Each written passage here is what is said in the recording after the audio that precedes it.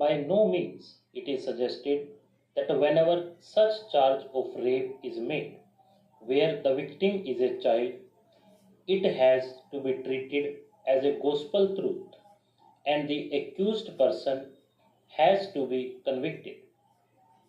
We have already discussed about the manner in which testimony of the prosecutrix is to be examined and analyzed in order to find out the truth therein and to ensure that deposition of the victim is trustworthy. At the same time, after taking all due precautions which are necessary, when it is found that the prosecution version is worth believing, the case is to be dealt with all sensitivity that is needed in such cases. In such a situation, one has to take stock of the realities of life as well. Various studies show that in more than 80% cases of such abuses, perpetrators have acquaintance with the victims who are not strangers. The danger is more within than outside. Most of the time, acquaintance rapes, when the culprit is a family member, are not even reported for various reasons not difficult to fathom. The strongest among those is the fear of attracting social stigma.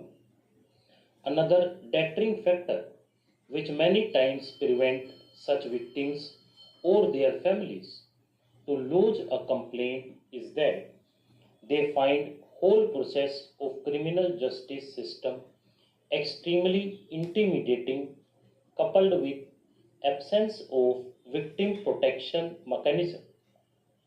Therefore, time is ripe to bring about significant reforms in the criminal justice system as well. Equally, there is also a dire need to have a survivor-centric approach towards victims of sexual violence, particularly the children, keeping in view the traumatic, long-lasting effects on such victims. After thorough analysis of all relevant and attendant factors, we are of the opinion that none of the grounds on which the High Court has cleared the respondent has any merit.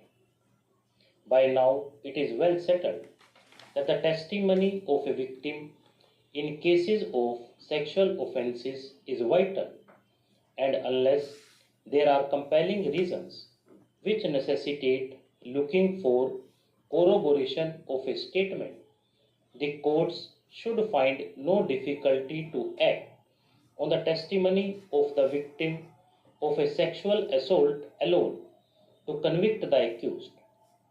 No doubt, her testimony has to inspire confidence. Seeking corroboration to a statement before relying upon the same as a rule in such cases would literally amount to adding insult to injury.